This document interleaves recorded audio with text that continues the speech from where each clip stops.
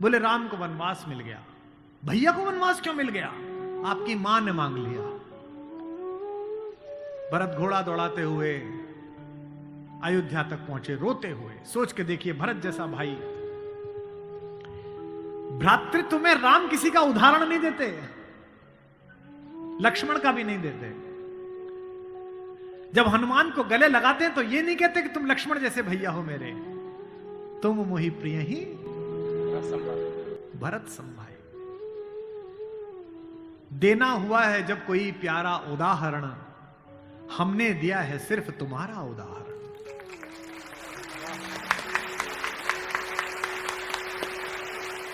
तो भरद्वाज से भरत ने पूछा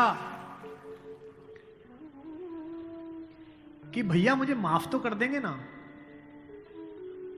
मैंने इतनी बड़ी गलती की, एक ऐसी गलती जो भरत ने की नहीं, उसके पश्चाताप में भरत, मां ने इतनी गलती की, मुझे माफ तो कर देंगे? भरद्वाज ने कहा, हे राजन, मुझे पता नहीं कि तुम्हारे बड़े भाई तुम्हें कितना प्रेम करते हैं या नहीं, लेकिन जब वो यहां से जा रहे थे और सुबह के समय उन्होंने गंगा पार करने के लिए पुरोहित को बुलाकर स्वस्ति वाचन का मंत्र किया, तो बड़े खुश थे, प्रसन्न थे कि मैं वनवास पे जा रहा हूं, चेहरे पे मुस्कुराहट थी। लेकिन पुरोहित ने हाथ में जल दिया और जैसे ही पुरोहित के मंत्रों के बीच में निकला कि जम्बू द्वीपे भरत खंडे, और जैसे ही भरत सुना, राम के हाथ से जल गिर गया और वो जमीन पर गिर पड़े और हाय भरत चिल्लाने लगे। इतना प्रेम तुम्हें राम करते हैं।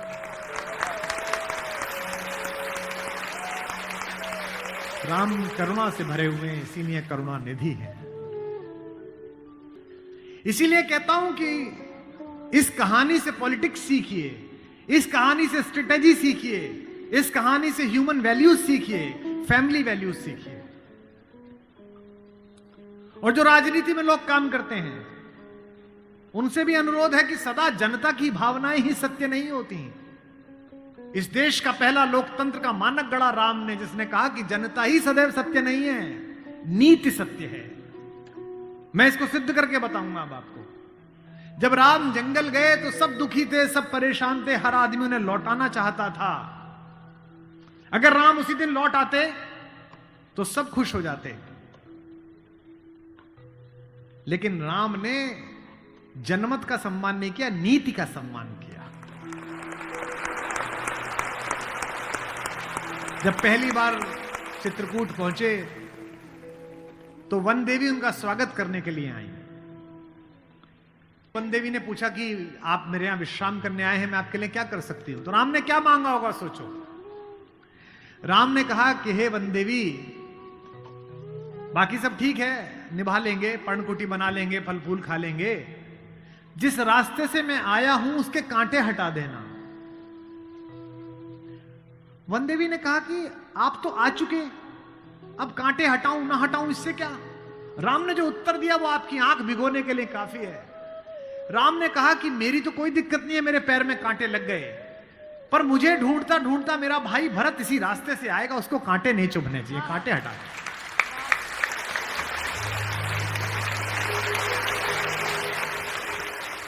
तो वन देवी को जिज्ञासा हुई। वन देवी ने कहा कि यथाज्ञा पयति महाराज, हे महाराज, आपने जो आज्ञा दी मैं कर दूंगी। एक छोटी सी मेरी जिज्ञासा है, क्या अयोध्या का राजा, अयोध्या की चतुरंगिणी सेनाओं का सेनापति, दशरथ का पुत्र, राम का छोटा भाई भरत इतना नाजुक है कि रास्ते में चलेगा तो उसके कांटे चुभ जाएंगे? राम ने कहा नहीं, वो तो वज्र के समान है, उसकी छाती से टूटकर तो इंद्र का वज्र टूट जाता है, ये कांटे उसे परेशान नहीं करेंगे। वन देवी ने कहा फिर क्यों हटा दूं? बोले परेशानी यह है कि जब उस रास्ते पर आएगा, अगर एक कांटा भी चुभा तो उसका दिल यह सोचकर टूट जाएगा कि मेरे कारण मेरे भैया को इन कांटों को झेलना पड़ा है।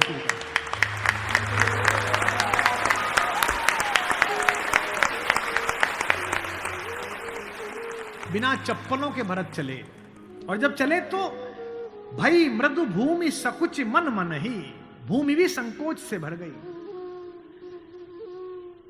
कोमल चरण चलत बिनु पनहि, कोमल चरण चलत बिनु पनहि, भई मृदु भूमि सुकुचि मन मनि।